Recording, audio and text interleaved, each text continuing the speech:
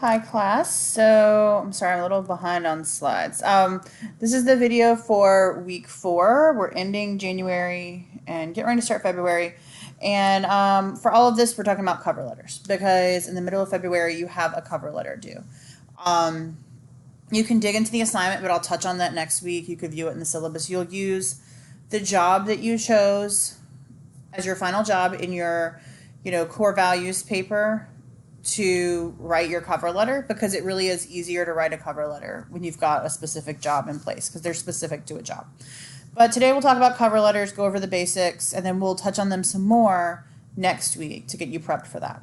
So, first question, if we were in class, I would pose is what is a cover letter? And get some ideas to shout out, what that entails, maybe the purpose, etc. So, essentially, a cover letter is an individualized introduction to your resume. You could think of it as providing someone motivation to interview you, an explanation of what you can do for the company. So your resume is detailing everything you bring to the table, kind of in those bullet points, right? Like a quick overview. Your cover letter is a chance to be more personal. I love that it says, and that's why I bolded it, an individualized introduction. That means, like I said, we are going to tailor a cover letter for every job. You should never be sending the same cover letter to every company. It just doesn't work well. You're not going to get the response because this is your chance, just like a resume serves to kind of represent you when you're not there. Your cover letter is a chance for you to really get in depth about some of the points on your resume and what makes you uniquely qualified for this specific job. So it's very tailored, specific, individualized. You want your cover letter to be a call to action to motivate the person reading your cover letter and resume to hire you. So you're just really spelling things out and showing how clearly your past work experiences align with this job. Okay. What I would definitely have you do is take a look. There's 2 different formats we usually see of cover letters.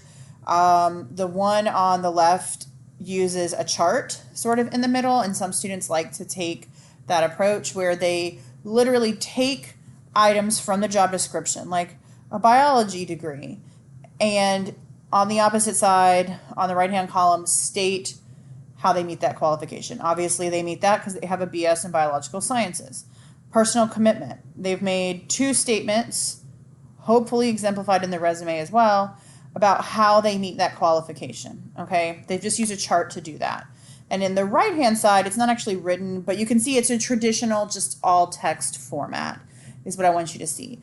But a couple things you should note about both cover letters is they are both written in the business letter format. And if you don't know how to write a business letter, you can seriously just take it from these cover letters. You have a date, a name or a title, company, address, etc. Okay. Something, that's in both of these that I would recommend against, and I'll tell you later, is instead of Mr. or Mrs. in both, I would, or Sir or Madam. If you cannot target who is on the hiring committee, I would put hiring committee. We don't want to put gender anymore because we don't want to assume anything. But you would note that both of these leave space for a signature. You always want to print it, sign it, and then scan it back in. Both are very clean, polished. They look really nice, and neither are too long, okay? So just standards across the bases on cover letters. We encourage you to think of a cover letter in a 3-part format. The first paragraph should be an introduction. It's all the reasons you love the company, that you want to work for them. And I shouldn't say all, but it's a few. So this is where your company research would come into play. What do you know about this company that makes you want to work for them? Are they always on the cutting edge of developing new technology? And that appeals to you because you are into that as well.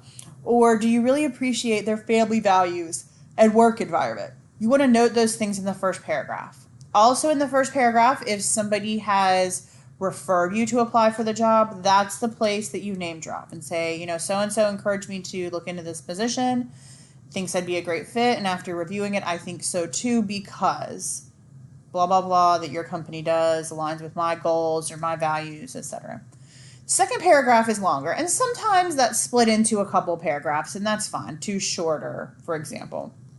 But it's the you love me category. This is where you sell yourself. This is where you make the individualized campaign that explains why you best fit the role. And so a great tip there is what I put here. Expand on 2 to 4 relevant accomplishment statements. Pull from the job description. If they need you to be organized for process management, discuss how you organized a certain process in your office and the results more in depth than your accomplishment statement. Okay, do that 2 to 4 times. The reason I give a range of 2 to 4 is some people are very concise in their writing, so you could fit 4 examples maybe in 2 separate paragraphs. Some of us, like me, are a little more long-winded, so 2 examples are going to have a lot of descriptors in them, and you just want this to not be too long. So 2 to 4 examples of why you are the perfect fit. Be specific, okay? And then your final paragraph, the final section is the call to work together. It's a call to action for the employer, okay? You're going to summarize what you've already said, obviously, or you could say you can see I'm the ideal candidate because of this, this, and this. I look forward to working with the team, and I hope to hear from you soon about an interview, I will follow up within a week of this application about an interview. But it's a call to action asking the hiring committee basically to interview you. I do have some bonus tips here. You want to use the same header on your cover letter that you did on your resume. So let's go back a minute. If you see here, this header should look pretty familiar because it's how we have you do your resumes. Use the same header. If there's not a header here, but there should be. I think I may have cut it off. If you have a different format and it's, your name off to the left and then some stuff on the right, whatever, use the same one. That way, it's a nice little package. It looks very polished and professional. It looks like these 2 items belong together because they do. And if they ever got separated, we could easily put them back together. You want to mirror the language from the job posting you're using. Remember, you're using the posting that you referred to in your job analysis core values paper. So if they use the word assist instead of help, be sure you're using the word assist in your cover letter. Definitely have another professional or your mentor or someone revise a cover letter, and not just for this assignment, every single time. Because we type things out and then we read them out loud and our brain just fills in words or letters we've missed. So always have someone else revise and edit, okay? Tailor your cover letter to every job, as I've mentioned before. You might not like Smithfield for the same reason that you like Bayer, okay? So you want to tailor that. Make them feel special, you want to butter them up before you're asking for the job. So that's where you can tailor that that cover letter. Something I see a lot of students do is somewhere in the cover letter they'll say, I don't have experience with this, or this, but... I don't want you to do that. I want you to keep your letter positive. Tell me all the things you do have experience in, all the things you're excited about, all the things you're good at. Do not write about the places you don't have experience. Focus on your strengths. Again, I mentioned business letter format. It's going to look so much better, so much more polished, and it shows a little bit more about the business world. And then try to find the appropriate contacts. So if, for example, you're hiring or you're looking for a job with, let me think for a minute. If you're looking for a job, let's just say at NC State in the crop and soil sciences department, okay? Go online and look up their department head. Now, they may not be hiring, but you can be sure that if you address the letter to them, that would be appropriate. Or if it's for their account services, look up the director of account services in that department and direct the email or the letter specifically to them. Address it to them with the mailing address, everything. Even though we know usually you're not mailing these out, you're putting them in an online system. If you can't find that information, don't panic. Just write Dear Hiring Committee. Do not use Sir or Madam or Mrs. or Mr. Any of that. Just Dear Hiring Committee. Okay? So those are a few bonus tips.